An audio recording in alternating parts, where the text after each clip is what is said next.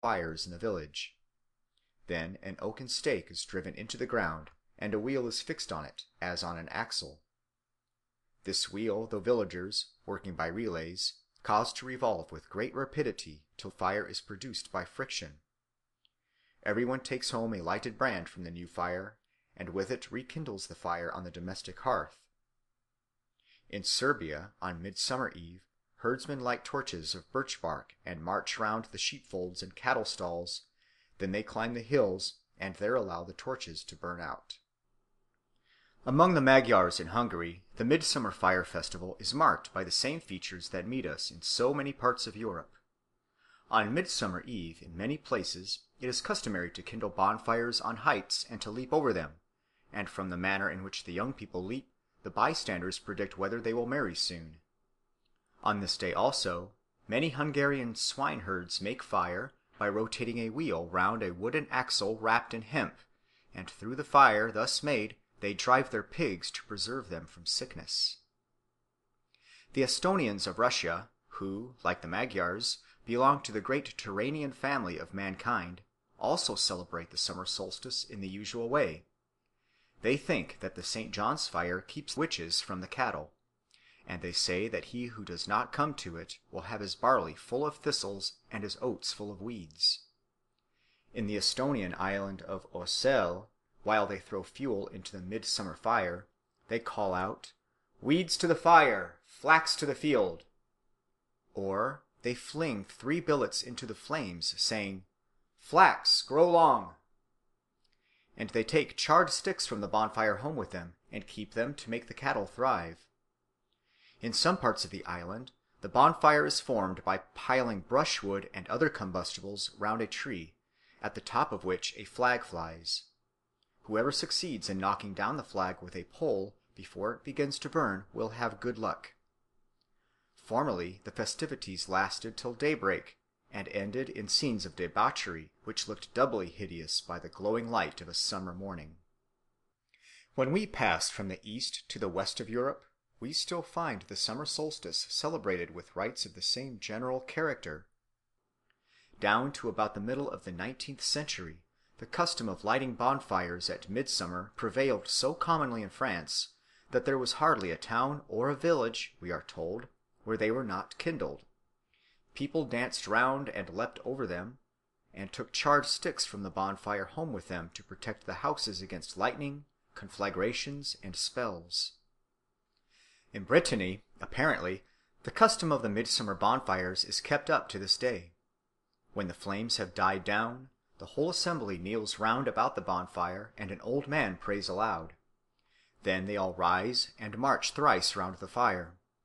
At the third turn they stop, and every one picks up a pebble and throws it on the burning pile. After that they disperse. In Brittany and Berry, it is believed that a girl who dances round 9 midsummer bonfires will marry within the year. In the valley of the Orne, the custom was to kindle the bonfire just at the moment when the sun was about to dip below the horizon, and the peasants drove their cattle through the fires to protect them against witchcraft, especially against the spells of witches and wizards who attempted to steal milk and butter. At Jumièges in Normandy, down to the first half of the 19th century, the midsummer festival was marked by certain singular features which bore the stamp of a very high antiquity. Every year, on the 23rd of June, the eve of St. John, the Brotherhood of the Green Wolf chose a new chief or master, who had always to be taken from the hamlet of Conihout. On being elected, the new head of the Brotherhood assumed the title of the Green Wolf, and donned a peculiar costume consisting of a long green mantle and a very tall green hat of a conical shape and without a brim.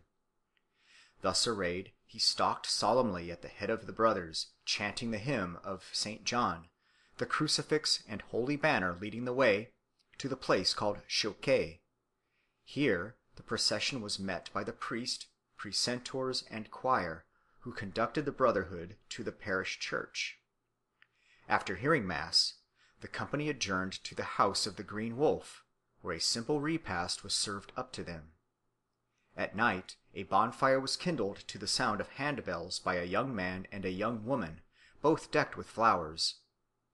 Then the Green Wolf and his brothers, with their hoods down on their shoulders and holding each other by the hand, ran round the fire after the man who had been chosen to be the Green Wolf of the following year. Though only the first and the last man of the chain had a hand free, their business was to surround and seize thrice the future Green Wolf, who, in his efforts to escape, belaboured the brothers with a long wand which he carried. When at last they succeeded in catching him, they carried him to the burning pile and made as if they would throw him on it. This ceremony over, they returned to the house of the Green Wolf, where a supper, still of the most meagre fare, was set before them. Up till midnight a sort of religious solemnity prevailed. But at the stroke of 12 all this was changed. Constraint gave way to license. Pious hymns were replaced by bacchanalian ditties, and the shrill quavering notes of the village fiddle hardly rose above the roar of voices that went up from the merry brotherhood of the Green Wolf. Next day, the 24th of June, or Midsummer Day, was celebrated by the same personages with the same noisy gaiety. One of the ceremonies consisted in parading, to the sound of musketry, an enormous loaf of consecrated bread, which, rising in tiers, was surmounted by a pyramid of verdure adorned with ribbons. After that, the holy handbells, deposited on the step of the altar, were entrusted as insignia of office to the man who was to be the Green Wolf next year.